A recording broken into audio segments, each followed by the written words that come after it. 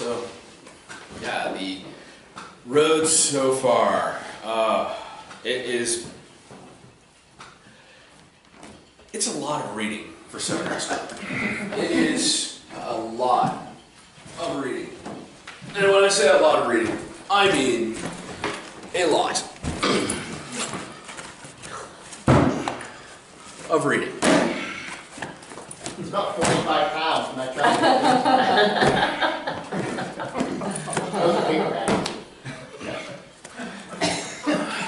And when you order 10 books, And that's then it you for order this 5 more.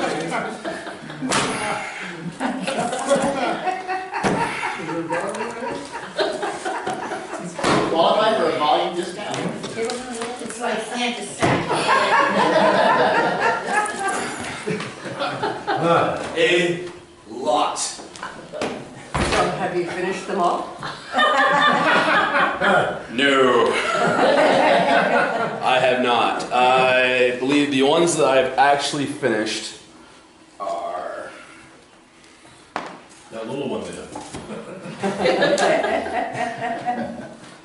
yes, the Truth About Stories and Between the World and Man are the ones that I've actually read cover to cover. A bunch of the other ones, they go, read this section for this week. Okay, well, now you need to go over to this book and read this section. My favorite ones have actually been,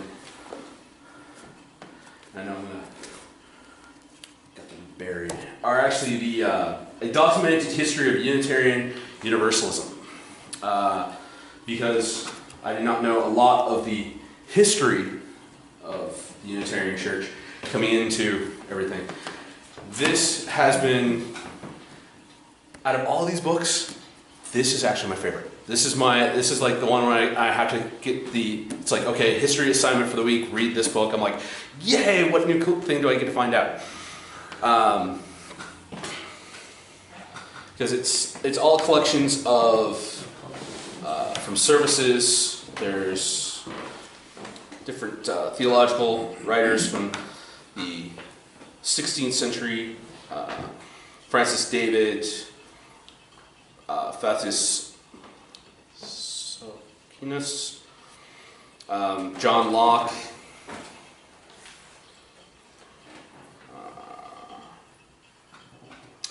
Emerson Thoreau.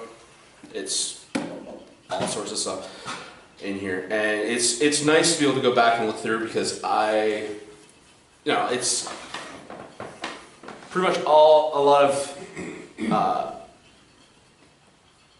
Eastern European religions have that tendency where they came from Christianity up through, and ours came from out of Christianity but became much more liberal and much more open to other ideas, Buddhism, just the plethora of different personal spiritual practices we all have in this room, because a lot of the stuff that happened in the early history led the way to that. Because originally, Unitarians, the core original idea of Unitarianism was based off of the idea of a lot of the religions believed in the Trinity, Father, Son, and Holy Ghost, of all being of equal power. The early Unitarians believed that it was God was the big guy, the Holy Ghost and Jesus were separate entities of lesser power, and it was a big debate about whether or not Jesus, if he was God and he had all the powers of God, did he really suffer when he died for the sins and spent 3 days in hell? So it started a big debate. And then there was actually one of the interesting facts, the last person to ever be tried in the United States for heresy was a Unitarian. But the twist is he was actually tried by Unitarians because he still believed in hell. Because there was a time around the 1820s, 1830s where what they called the ultra-Unitarian movement started to move, where it was like the idea of Jesus having died for everybody's sins meant there's no, once you die, you go straight up, get to heaven, VIP lounge, nice and relax. It's going to be great. There was one minister that believed that it's like, no, you still need to atone in the afterlife for what you do in this life. But all of the ultra-Unitarians are like, no, everything that happens to you bad is going to happen in this life. Once you die, that's it. It's eternal happiness. So it was very much the founding idea of karma coming into it. That idea, that Buddhist philosophy of karma started to come into the Unitarian faith was at that point with the ultra-Unitarians and them deciding to prosecute one of the ministers in Boston because he was still preaching that even though there's no eternal suffering, there's just like a whole thing of, it was like they called it hell junior, hell light. It was very interesting to read that, where it's like, okay, so the last person to be accused of heresy was a Unitarian, but he just believed in a little bit of that. There's a little bit of atonement afterwards. And in my own personal belief system, I think I'm still with that minister. I still think there's an answering. I think it's part of my Christian Catholic upbringing. I still got that in the back of my head, where it's like I'm going to have the whole personal idea of, think of it when I go on, and it's going to be the whole, okay, so on February of this year you did this, and I'm like, I know, I still feel really horrible about that. I was 19 at the time. It was a horrible idea. Give me some back. But So what'd you do about that? We don't want to know. But I do want to talk. The two books that I actually finished so far are part of the community studies course that I'm taking.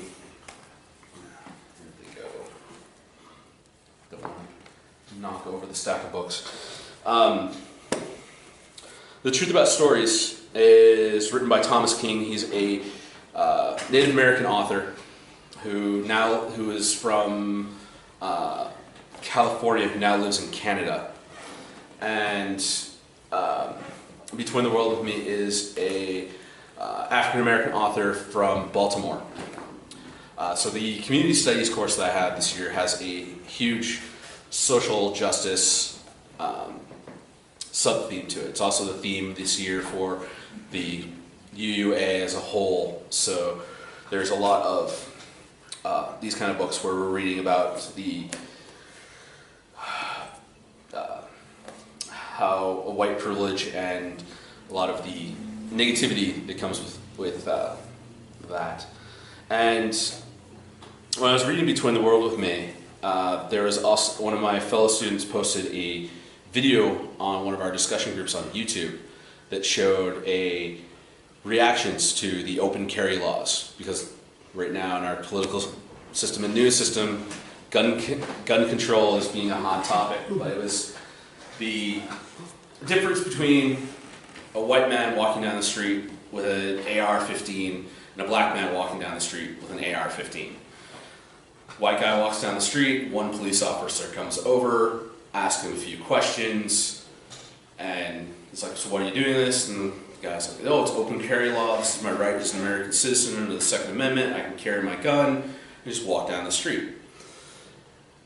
Officer goes, yeah, that is your right, has a few more questions, make sure that the person's not, is all right and is safe to carry that firearm, and lets the man walk down the street continuing to carry his gun.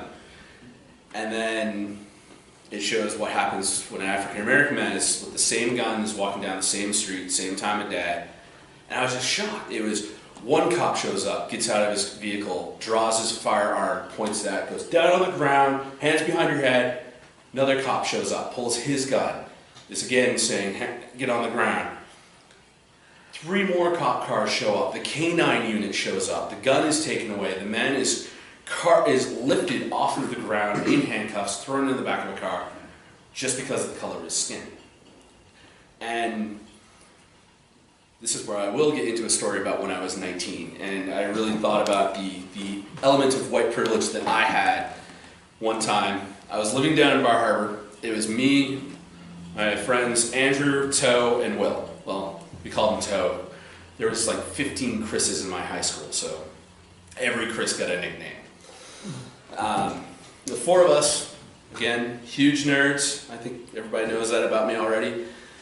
And we had just moved out of our parents' house for the first time, had our, we were able to pay our rent, pay our food, and we'd still have a couple $100 left over at the end of the month. So what are four nerds living in Bar Harbor going to do other than buy trading cards and role-playing books for playing Dungeons and Dragons? We decided to start building an arsenal of medieval weaponry. Now, it's about 11:30 at night. We decided we want to go into town to be able to get some food because we're hungry. And we just started packing up the cabin to move back up to Holton, Maine for the winter because the season is done. And it was like late October. So of course, the armory is in the car. So we're going along, Andrew's driving a little bit too fast, like he usually did, and we see the blue lights pop up behind us. We pull over to the side of the road, officer comes up on his side of the car, on my side of the car, because there's four guys in the car. So they have two officers come up to talk to us. They're like, hey, how you going, what's the rush, and everything like that. And without even thinking, Andrew's like, oh yeah, we're going to town for some munchies. And I'm just like, you did not just, I kind of facepalm, like, you did not just say munchies to a cop. The cops go, gentlemen, please step out of the car. Do you guys have any weapons on you? We're like, yeah, we got some stuff in the car, and we got our personal jackknives in our pockets because each of us had a job. Where I worked at Subway, Andrew worked at the pizzeria, Will and Toe both worked at Shop and Save as stock boys. So we had to have a knife on us to be able to cut open boxes all the time. So I hand over mine. Andrew hands over his. I've got a little Swiss Army knife. Andrew's got a little small pocket knife, good like whittling knife size. Toe's got one that's about that long, and Will's got one that's one of the flick wrist ones that pops open really easy. But so his was the one that got confiscated out of the group because it opened up too easy. But then they start searching the car. We had, I think, 5 sets of nunchucks. We had 2 crossbows, 10 swords, about 25 assorted daggers, maybe 30 throwing. We were nerds that had way too much money at 19, 18 years old. The car, and Andrew never cleaned his car. It was always old Burger King wrappers in the backseat of the car from like when we moved down to the island. So the cops are standing there with trash bags cleaning Andrew's car and just putting weapons across the top of the hood. And we're standing there and they pat us down and we're waiting and waiting and waiting, and the cop goes, all right, going to give you a warning for the speeding. I have to confiscate this one jackknife because it's a spring assist. The rest of everything's good. We looked like we were about ready to storm a castle with all the equipment, with all the stuff that we had in that car. And the one thing that gets confiscated was the spring assist pocket knife. The blade was probably not even 2 inches long. And while I was reading that book and when I saw that video on Facebook, I just realized how lucky the 4 of us were to not be in a major city and that we were white. Because if we would have been pulled over in the Bronx, New York with that much weaponry, I think I might still be serving some jail time at this point. It really started me thinking. There's a lot of the book really got to me because it's the whole, yes, I've always been struggling for cash, but it's the whole fact of I've always had my parents to look out for me. I've always had a roof over my head. I've always had a nice warm big meal, and I've never had any problems with the law. It's my life's been. There's usually a joke about that some of poor white people I know have made on just Facebook posts or actually said in their person where it's like, hi, I'm a white person, I heard there'd be privilege, but after reading that book I realized where I do have privilege. I do have some stuff where there's a lot of advantages I've had, and I even think that one of the advantages I've had in my life is all of you. everyone here has been a huge support with me with wanting to become a minister and helping me out, and words of encouragement, the good jobs, the don't worry, it's going to be okay, you're going to love Chicago, all the good words and all the good support. It's really meant a lot. And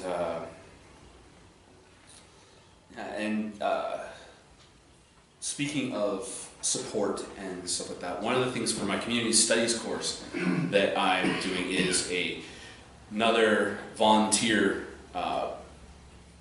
service where one of my friends made a joke because I told him I started a new volunteer program. He's like, "You really like working and not getting paid." I'm like, I like giving back to the community.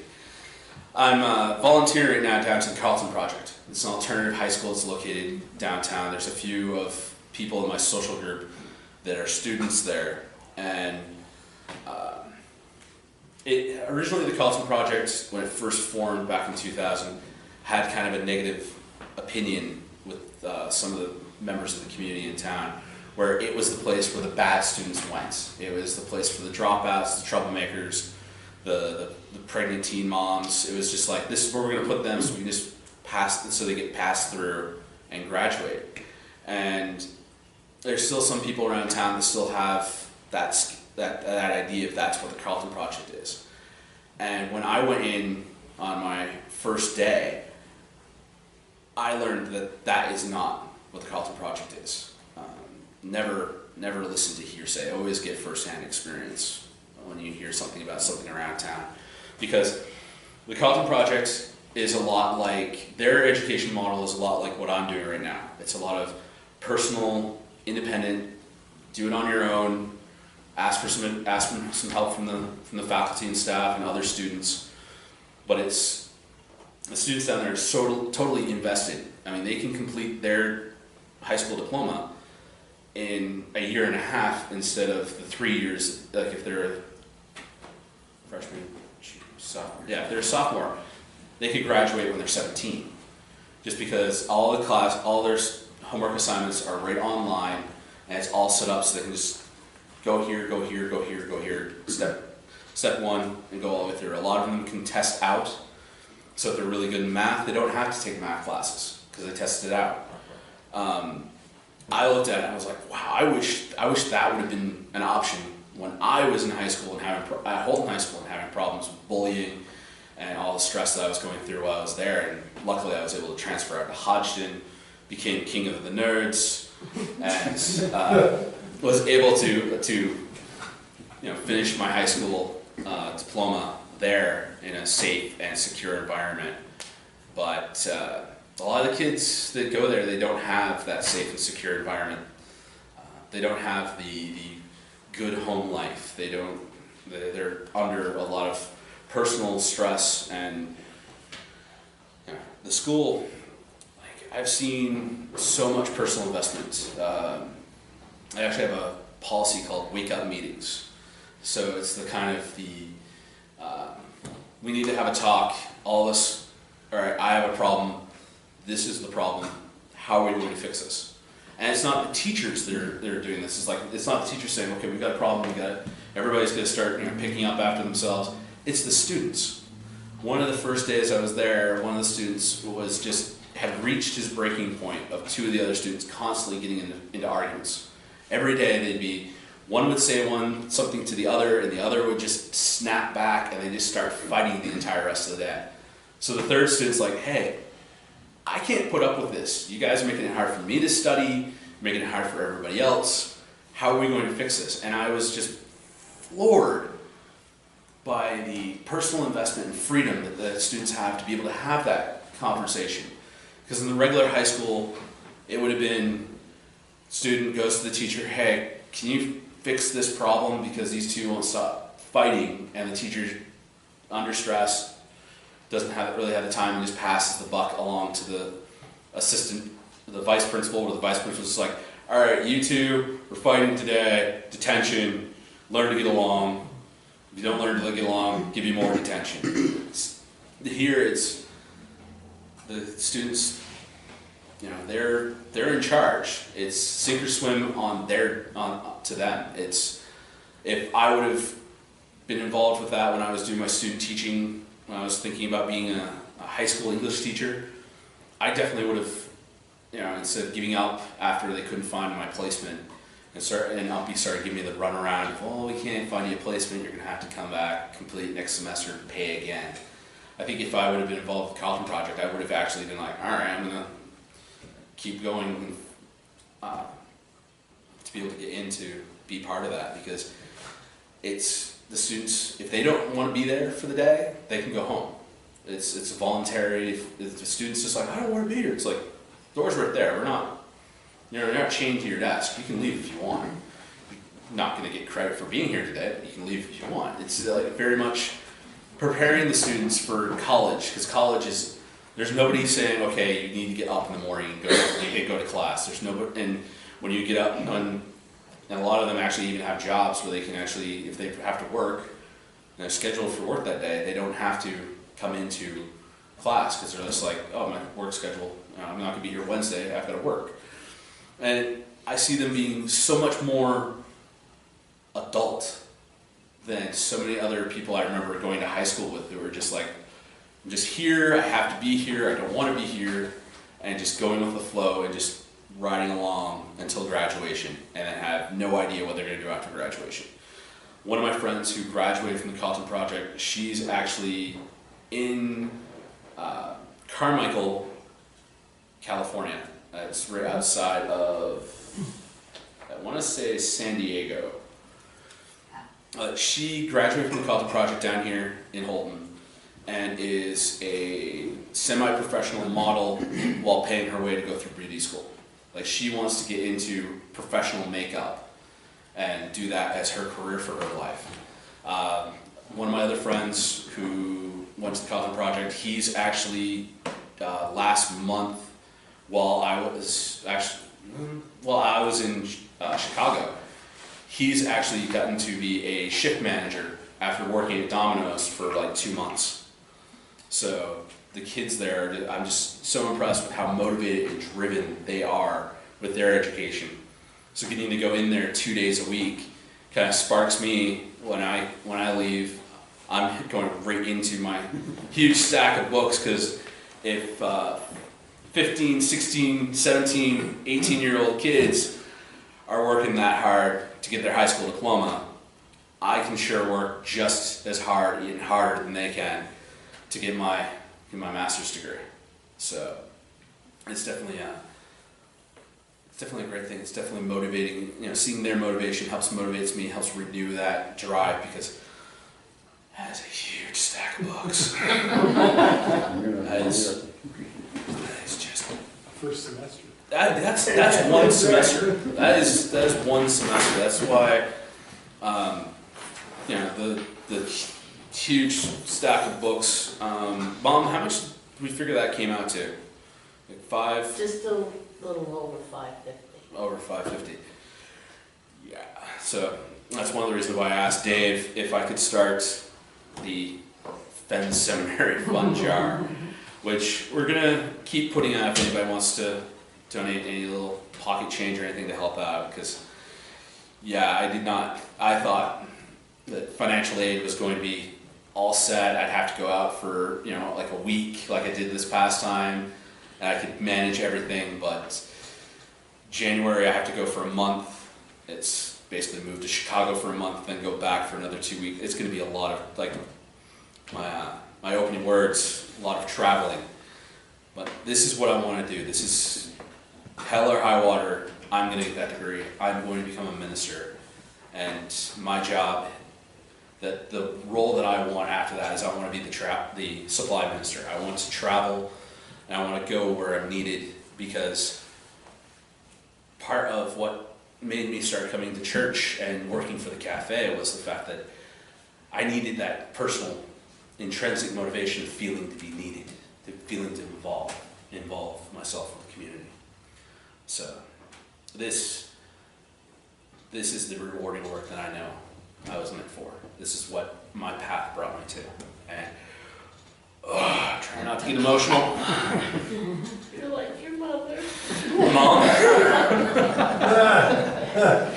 Normally I can get up and do this. But no, the little tea light, LED light I've got on the altar, it's a little portable chalice that the Midville Lumbar students gave to the incoming students when we finished up in Guthrie. We had a little light ceremony at the end. We even sang "This Little Light of Mine," and I just started losing it because I had been in.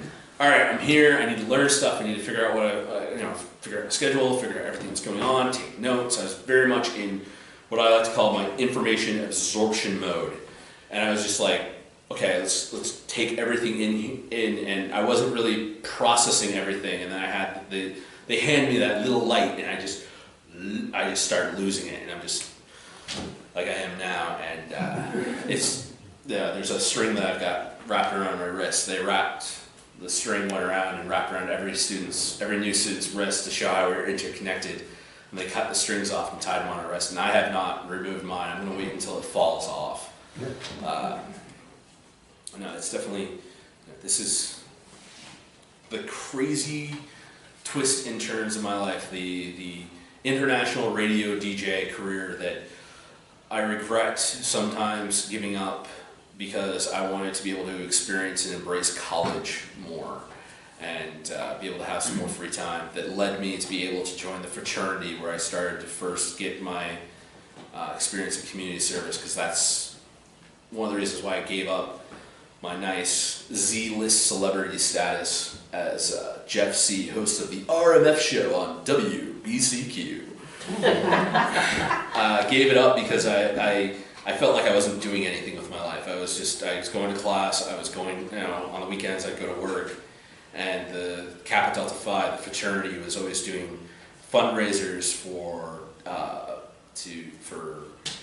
different charity organizations. Like we did Ronald McDonald House one year, we did Shriners Children's Hospitals another year, and it was always events that were put on just for the entertainment of our fellow UMPI students, to help everybody unwind and de-stress.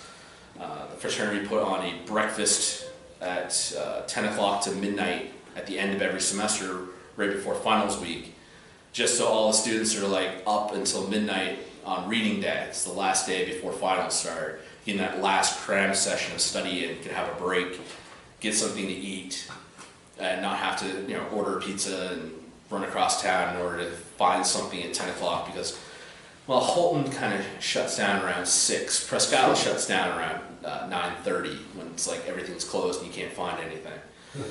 So it was nice, being part of giving up the radio to be part of that, to be able to get that intrinsic motivation, that personal sense of worth, where I feel like I was doing something for other people and not just being a college student for myself. And then that's part of why I thought about going into education. When I was doing my student teaching, every morning I got up and I didn't dread getting up and going in, because I realized I'm doing something positive in my life. I'm doing something good. I'm giving back to the community by coming in here and doing this every day. And that's why it hit me so hard when it all fell apart. And I just kind of turned into a hermit who lived at home, and then I started coming down to the cafe, and then I started coming here, and I realized in that first service where Dave lost his voice and he had me step up here, I finally felt that feeling again that I got when I joined the fraternity, and I got when I was every day when I was going to student teaching. I got that back, and while I was in Tucson, it was just nagging at me. It's like, if you get a job at a cafe out here, which apparently none of them are hiring out there, I wasn't going to get that feeling. So when I came back, even before I came back, I emailed Dave. I'm like, this is what I want to do in my life. And I'm really happy that I'm doing it right now. And I got a golden opportunity next, in May. I'll probably be having to say goodbye. I'll only be up for visits every once in a while, because I'll probably, hopefully if everything goes all right, Sarah Hammond and the minister in Ellsworth, the Ellsworth, Castine, and Belfast churches have united together to be teaching churches for new Unitarian ministers and seminary students. The three of them put together a plan to actually be able to have a paid internship for one seminary student every year.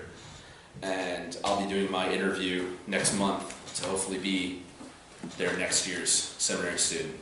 So that will definitely help out with giving me something more than just the financial aid to get me through everything. So that's a little bit of bad news I saved for the end, but I definitely will try to at least once a month to come up and visit. And I'll definitely make sure that while I'm still in the state of Maine, that Dave has me on the docket for one or two church services throughout the year. So, because this is my home. While I go out and travel and be a supply minister, I'll always be coming back to visit. And when I get done tired of traveling and Dave decides that he wants to retire, I'll probably be my name will be one of the first one in the hat to take over. So, Dave, do me a favor, don't retire anytime soon. Give me some time. I want to travel. I want to thank everybody for coming today. In the spirit of fall and upcoming festive Halloween, the snacks provided for coffee hour are Halloween themed by the Carmichael family. So enjoy.